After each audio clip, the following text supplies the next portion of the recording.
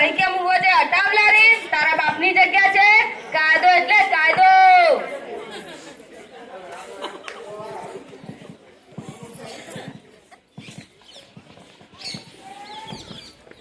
એ કાકા ઉભા રહો, લાયસન્સ બતાવો.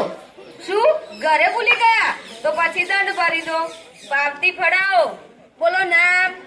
ના ચાલે કાકા, કાયદો એટલે કાયદો. શું સમજ્યા?